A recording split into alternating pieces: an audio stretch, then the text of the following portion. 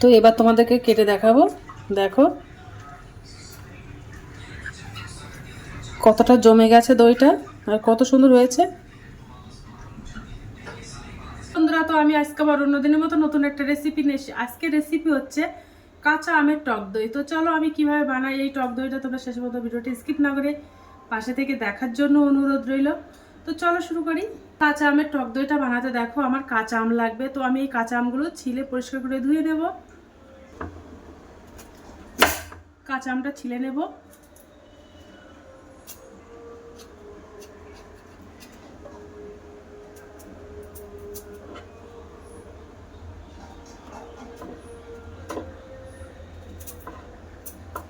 আমগুলো সব কাটা হয়ে গেছে। এবার আমি আমগুলো সিদ্ধ করে নেব।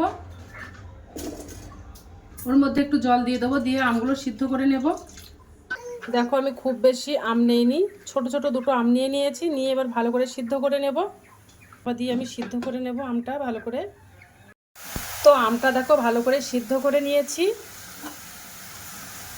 দেখো সিদ্ধ হয়ে গেছে। যেহেতু এটা কচি আম, খুব সময় লাগেনি।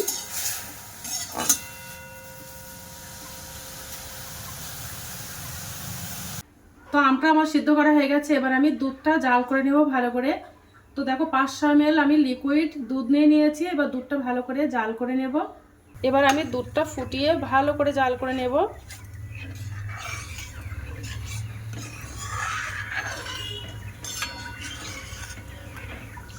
আর এখন এই গরমের দিনে কিন্তু টক দইটা খেতে ভীষণ ভালো লাগে। তো দোকানের থেকে বাড়িতে তোমরা যদি আম দিয়ে এই টক দইটা বানাও তো খেতে কিন্তু অসাধারণ লাগবে। তোমরা এভাবে টক দইটা বাড়িতে বানিয়ে সংরক্ষণ করে রেখে দিতে পারবে। যখনই মন চাইবে তখনই বাজার থেকে কিনে আনার প্রয়োজন পড়বে না, ঝটপট বাড়িতে বানিয়ে খেতে পারবে। আর দুধটা অটোমেটিক নাড়তে থাকতে হবে, তা না হলে দুধের যে একটা সর জমা হয়ে গেলে দেখতে খুব খারাপ লাগবে দইটা। তার জন্য সরটা জমতে দিলে হবে না। আর দুধটা আমি 500 ml দুধ থেকে আমি 300 ml করে নেব। একদম ঘন করে নেব দুধটা।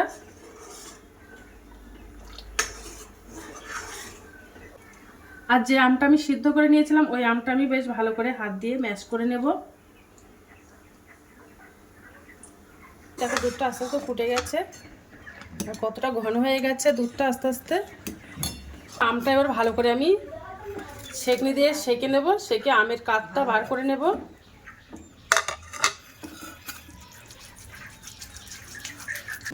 দেখো আমের কাতটা বার করে নিয়েছি। আর এই আমটা ভীষণ টক, তার জন্য আমি অল্প করে বার করে নিয়েছি।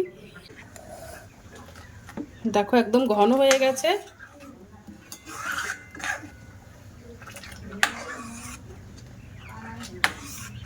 দুধটা আমি ঘন করে জাল করে নিয়েছি।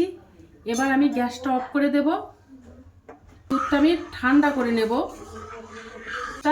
চামচ দিয়ে ঘুলিয়ে ঘুলিয়ে দুধটা ঠান্ডা করে নেব, যেন উপর থেকে সরটা না জমে। 500 ml দুধের থেকে আমি 300 ml করে নিয়েছি। দেখো একদম ঘন করে নিয়েছি দুধটা। আর এটা যেহেতু টক দই তার জন্য আমি এর মধ্যে কোনো চিনি ব্যবহার করিনি। তোমরা যদি চিনি পছন্দ করো তাহলে সামান্য একটু চিনি দিতে পারো, তাহলে খেতে কিন্তু আরও টেস্টি হয়। দোকানের থেকেও কিন্তু বাড়িতে এই টক দইটা বানালে কিন্তু খেতে অসাধারণ লাগে।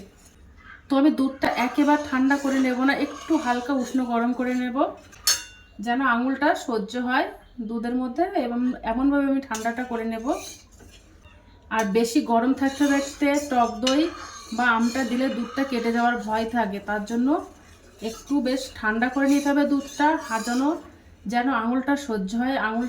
তো দুধটা ঠান্ডা হয়ে গেছে। আর আমি দইটা আমি এই কাচের বাটিতেই জমাবো। তোমরা চাইলে মাটির পাত্রেও বা স্টিলের টিনের যে কোনো পাত্রে জমাতে পারো। তো আমি এই কাচের বাটিতে দইটা বসাবো। দেখো আঙুলটা দিচ্ছে, আঙুলটার মধ্যে উষ্ণ গরম লাগছে। তো দেখো আমি এই কাচের বাটিটা দিয়ে দিয়েছি। আর যে আমের টকটা ছিল, আমের টকটা দিয়ে দেব। আর আগের থেকে দেখো আমি 3 চামচ টক দই জল ঝরিয়ে নিয়েছিলাম, সেই জল ঝরা টক দইটা দিয়ে দিলাম।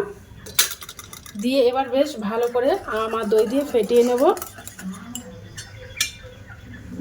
আর যে দুধটা আমি জাল করে রেখেছিলাম ওই দুধটাও 1 চামচ দিয়ে দিলাম।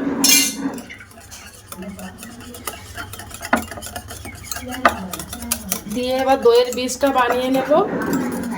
আমার দইটা ভালো করে ফেটিয়ে নেব।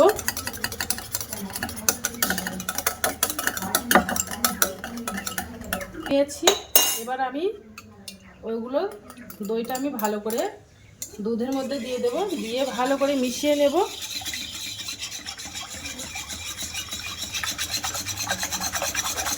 আর এর থেকে দেখো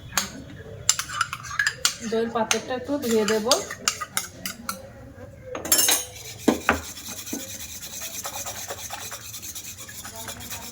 দেখো ভালো করে মিশিয়ে নিয়েছি দইটা দিয়ে।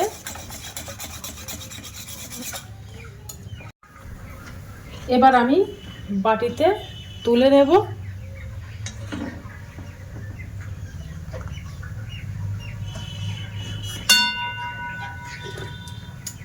দেখো বাটিতে ভর্তি করে নিয়েছি, আর একটু গ্যাজা গ্যাজা মতো করে নিয়েছি।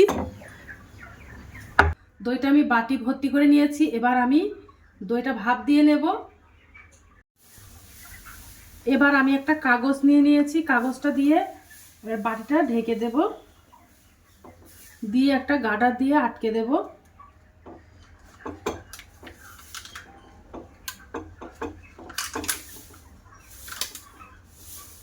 এইভাবে দিলে ভাপটা দিতে খুব সুবিধা হয়, তার জন্য দিয়ে দিলাম। এবার আমি জলের ভাপে বসাবো। দেখো একটা গামলা বাটিতে আমি জল দিয়ে দিয়েছি, দিয়ে আমি ওই বাটিটা বসিয়ে দেব। এবার একটা প্লেট চাপা দিয়ে দেব, আর উপর থেকে আরেকটা প্লেট চাপা দিয়ে দেব। এইভাবে 30 মিনিটের জন্য ভাপে বসাবো। তো আমি 30 মিনিট পরে আবার চলে এসেছি। তো দইটা আমার ভাপ দেওয়া হয়ে গেছে। এবার তোমাদেরকে দেখাবো যে কেমন হয়েছে। তো দেখো দইটা জমে গেছে কত সুন্দর। এই দইটা ফ্রিজে দিলে খেতে কিন্তু খুব সুন্দর লাগে।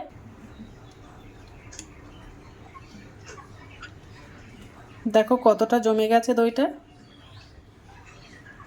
আমি একটু খেয়ে দেখবো যে কেমন হয়েছে।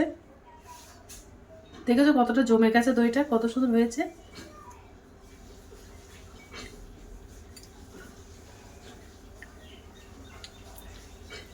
তো আজকের দিনের মতো ভিডিওটা এখানে শেষ করছি। আগামী দিন আবার একটা নতুন ভিডিও চলে আসবো। তো টাটা, বাই বাই, সবাই ভালো থাকবে, সুস্থ থাকবে।